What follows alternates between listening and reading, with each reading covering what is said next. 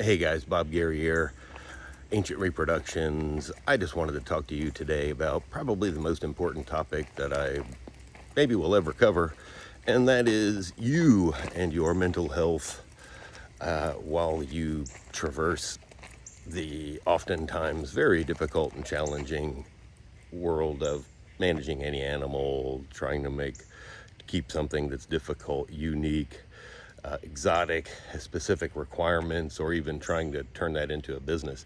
This is the time of year where we are often a hero or a zero. As my buddy Eugene Bissett would say, we work 364 days a year, for that one shot.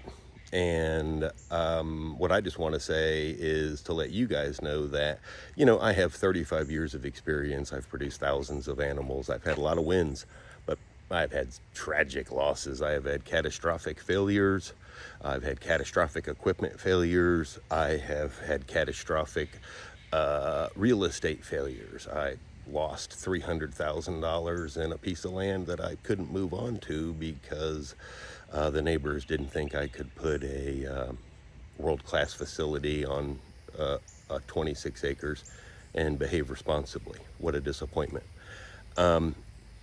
Followed by that, I've been put out of business virtually by regulation, being here in Florida. So I can just relate. I will never say that I know how you feel, but I can relate, and I just want to support you and let you know that and encourage you to, talk to your buddies, because they're getting kicked in the shins at the same time you are. Everybody does. When I had some of my most struggling health problems years ago, it was, my contemporaries of the day that I would commiserate with. Number one, to try and figure out how to overcome the challenges that we were having in the collection. And number two, just to, reach out for a friend.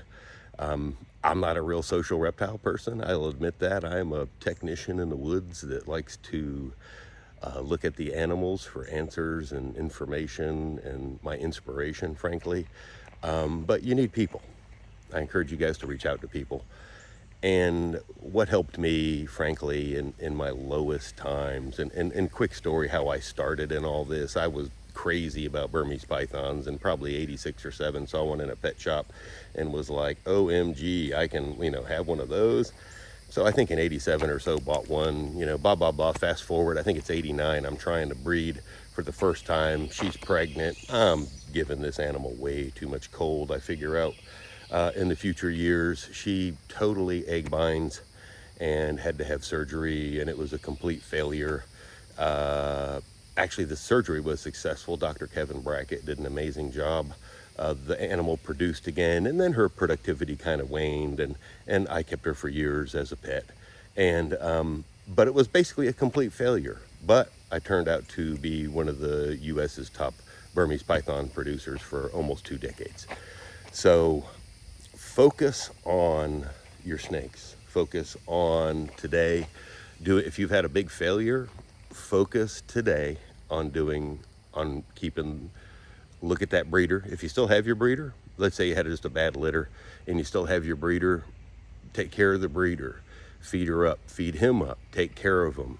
What do they need to have a good summer? Take the stress off, gain weight, whatever they need, improve their life.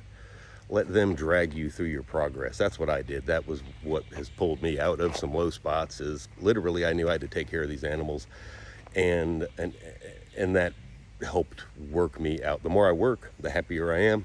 And I'll just tell you this, I've also taken catastrophic crop failures as well, and languished long enough that, frankly, what I learned, and this is what I want to share with you as an older person, probably to many of you, is just get right back on. It sucks really bad.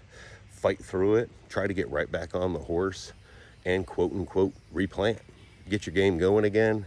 And what's going to happen is next year is right around the corner. You've got a lot of work to do to get your collection ready, get your animals ready, get whatever you need to be ready, and you ready.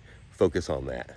That's the best thing I can recommend. My heart goes out to everybody that's out there doing this and doing something that's different and unusual and unfortunately isn't taught in a college, and et cetera, et cetera. You know, we're out here winging it, doing our best. So just want to give you guys some love and support. And if I can ever help anybody individually, don't hesitate to DM me or email me. I'm glad to talk to you and share some of my experiences. It means a lot to talk to somebody. Much love, everybody.